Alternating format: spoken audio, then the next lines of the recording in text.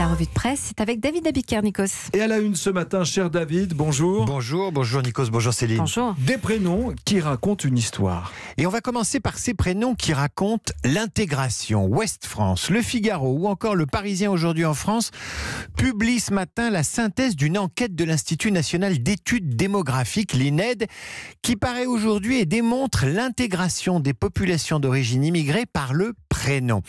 Exemple avec les couples d'origine maghrébine arrivés en France dans les années 50-60. Ils s'appellent Mohamed et Fatima, leurs enfants Mehdi et Myriam et leurs petits-enfants Yanis et Sarah. Plus le temps passe, plus la proportion de prénoms maghrébins diminue. Idem pour les familles venues d'Europe du Sud, les Italiens, les Espagnols, les Portugais. Les grands-parents espagnols se nomment Manuel et Anna, leurs enfants Alexandre et Sandra et leurs petits-enfants Enzo ou Camille. Avec le temps, le choix du prénom s'éloigne de la culture d'origine, sauf si la famille est musulmane très pratiquante, note l'INED. Dans ce cas, demeure un prénom de tradition arabo-musulmane. Un autre prénom, raconte la société française ce matin, c'est Tanguy qui fait son grand retour au cinéma et chez ses parents aussi. Tanguy en une du Courrier Picard, Tanguy 1 qui racontait la difficile entrée dans l'âge adulte d'une génération.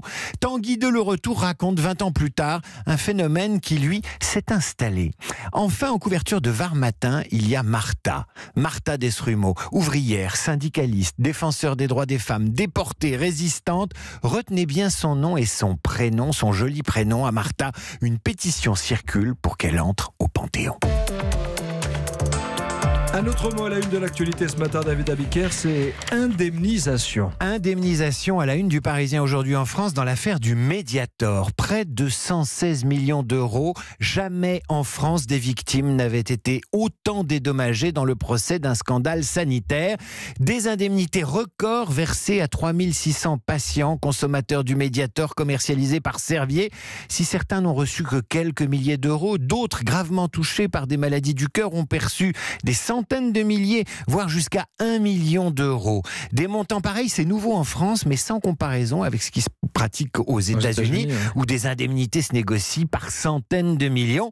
Une première donc, alors que le procès pénal du Mediator aura lieu le 23 septembre prochain, rappelle Le Parisien aujourd'hui en France, avec un risque bien plus grand pour le laboratoire d'être condamné pour escroquerie, tromperie, homicide et blessures involontaires.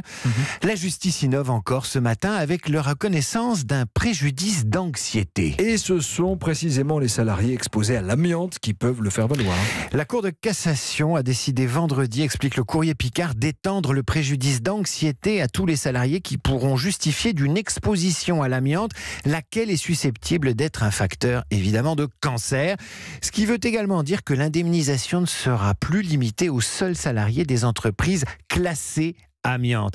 Indemnisation encore dans Le Figaro ce matin, mais indemnisation frauduleuse, immorale, puisqu'elle concerne 2 individus condamnés hier à 1 an de prison ferme pour s'être fait passer pour des victimes des attentats du 13 novembre. Tous les 2 ont menti, aucun des 2 n'était ce jour-là sur les lieux du drame, mais le cas de Serge D est plus curieux encore.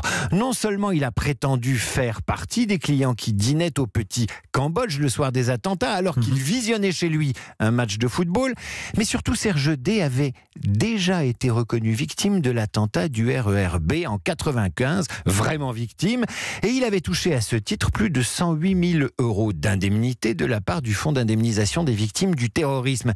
Voilà ce qu'il explique au tribunal. J'allais mal, je voulais qu'on s'occupe de moi, je n'ai jamais été victime des attentats, je n'ai jamais été victime des attentats pardon, excusez-moi, je m'en mêle, je voulais qu'on s'occupe de moi, oui. et je n'ai jamais encaissé les attentats de 95, ferme les guillemets, explique-t-il, à la juge qui lui demande alors pourquoi, non content de se faire passer pour une victime du 13 novembre, il a aussi demandé une indemnisation à ce titre, lui qui explique à la cour qu'il était habité depuis 95 par un sentiment d'injustice qui l'a poussé à mentir, extrait de l'échange avec la juge. Vous étiez inscrit sur la liste des victimes, vous l'aviez votre reconnaissance, lance le juge. Je n'ai jamais vu ça comme ça, répond le prévenu. Pourquoi avoir fait cette demande auprès du fonds d'indemnisation alors? Pour moi, victime, ça passait forcément par une indemnisation. Eh bien, s'être fait passer pour victime, ça passera pour Serge D par la case prison et 1 euro de dommages et intérêts à verser au fonds de garantie des actes de terrorisme.